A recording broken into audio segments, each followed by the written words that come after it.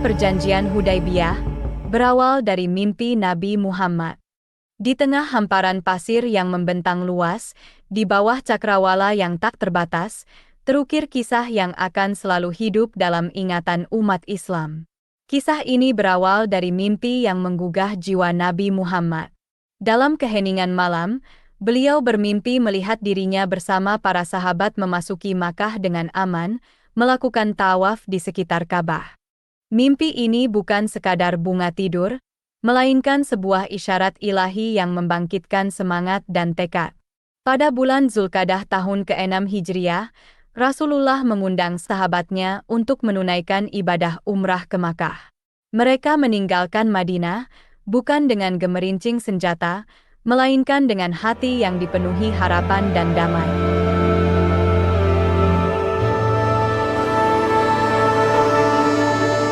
Rombongan ini, yang dipimpin oleh Nabi Muhammad, bergerak dengan penuh kehati-hatian.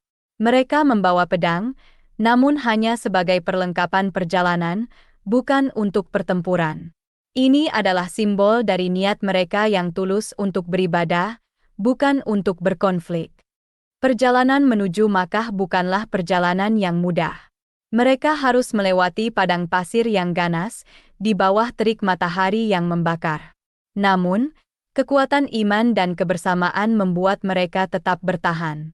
Di tengah perjalanan, mereka berhenti di Dzulhulaifah, menjalankan sholat, dan memasang ihram, sebagai persiapan untuk melaksanakan ibadah umrah.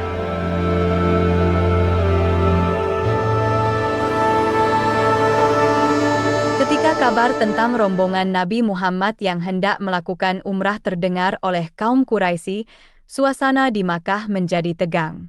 Kaum Quraisy, yang menguasai kota suci tersebut, tidak siap untuk menyambut kedatangan Nabi dan para pengikutnya.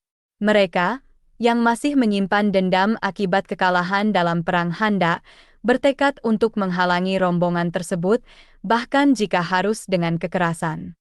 Namun, di Hudaybiyah, sebuah tempat yang berjarak sekitar 22 km dari Makkah, terjadi peristiwa yang tidak terduga. Di sana, Nabi Muhammad dan kaum Quraisy menandatangani sebuah perjanjian yang dikenal sebagai Perjanjian Hudaybiyah. Perjanjian ini berisi beberapa poin penting, termasuk gencatan senjata selama 10 tahun, yang memberikan jaminan keamanan bagi kedua belah pihak.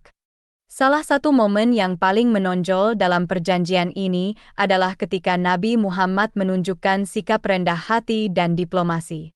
Meskipun beberapa poin perjanjian tampak merugikan umat Islam, Nabi Muhammad menerima kondisi tersebut demi mencapai perdamaian yang lebih besar.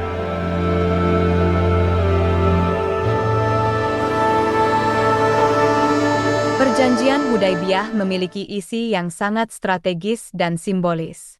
Di antaranya adalah gencatan senjata.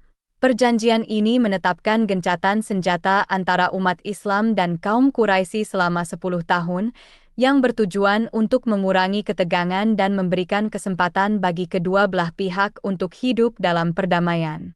Penundaan umrah. Kaum muslimin yang datang bersama Nabi Muhammad untuk menunaikan umrah harus menunda ibadah mereka dan diperbolehkan memasuki kota Makkah pada tahun berikutnya. Ketentuan masuk Makkah. Ketika umat Islam diizinkan memasuki Makkah pada tahun berikutnya, mereka hanya diperbolehkan tinggal di Makkah selama 3 hari dan hanya boleh membawa senjata bersarung. Pengembalian orang yang bergabung dengan Islam. Jika ada orang Quraisy yang lari ke pihak Islam tanpa izin walinya, mereka harus dikembalikan kepada walinya. Kerjasama untuk kebaikan.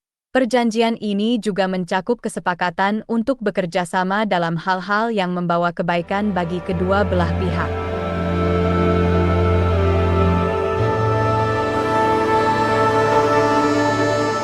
Namun, tidak lama setelah perjanjian itu, pelanggaran oleh kaum Quraisy terjadi ketika sekutu mereka, kabilah Bani Bakar, menyerang kabilah Khuza'ah yang beraliansi dengan umat Islam.